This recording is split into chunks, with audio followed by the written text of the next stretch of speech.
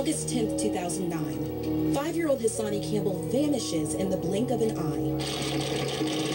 Hasanni Campbell was born with cerebral palsy. The 5-year-old boy wears braces on both legs, making it all the more confounding how he could simply disappear. Hasanni's foster dad reportedly tells police he left the child alone when he briefly leaves his car to drop off Hasanni's 1-year-old sister with family at a store. I would pull into that parking spot, then proceed to basically get out of my side, walk around, open up the door for Hasanni, and then I proceed to the front of the store. I see their aunt. She knows why I'm there. I tell her, open up the back door. I then circle back the same way I came, right around the corner, to basically hand over Aaliyah.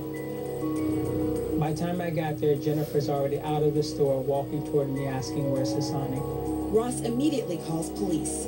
Once on the scene, investigators fear Hasanni was either kidnapped or hiding. Search and rescue dogs are given the 3-foot boy's scent, but a scent is never picked up. He frantically searched the neighborhood, asking people if anybody's seen his son, and nobody could find him. With no evidence the little boy was even at the store, the story's changing in a field polygraph. The foster father remains the prime suspect in the little boy's disappearance. Mr. Ross, I understand that you did not pass your polygraph. Is that true?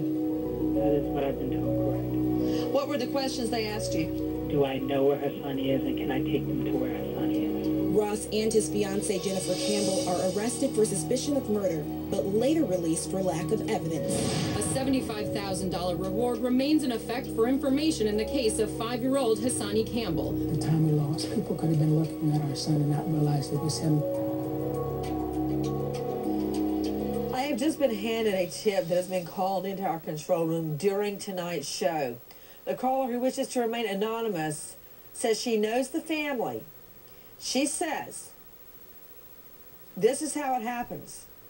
There is no physical evidence in the house. Hasanni was strangled or suffocated. There were threats against the little boy in the house. There was domestic violence. Jennifer Campbell never protected the boy.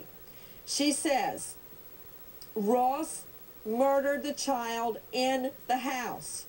Aaliyah, the sister, was in the house while Jennifer Campbell was working. The child was never in the car in Oakland. Police know the child is dead, probably disposed of in one of the industrial parks. They have no physical evidence, no fiber, no blood spatter. There were latex gloves in the back of the car. Did they alert the landfill? Out to you, Sergeant Galindo. What about this information that we have received? Were there latex gloves in the car? There were latex gloves in the car, yes. That's definitely clear at the time that was recovered. Why would he have latex? I don't have latex gloves in my car. Do you, Sergeant? Why did he have latex gloves in his car? That's the question we'd like answered. Well, did you ask him, and what did he say? Lewis Ross's statement is very critical to this case, and obviously we interviewed him quite extensively, and actually we conducted several interviews with him prior to arresting him and the day we arrested him. And that's information that we have to keep to ourselves because this is still an open investigation. What about landfills? Were the landfills alerted? Yes, we searched the areas that we suspected Hasanni Campbell could have been dumped, basically, or discarded, and we alerted the landfills. Do you believe the boy was murdered in the home, Sergeant Galindo? Based on my knowledge of the case, yes, I do.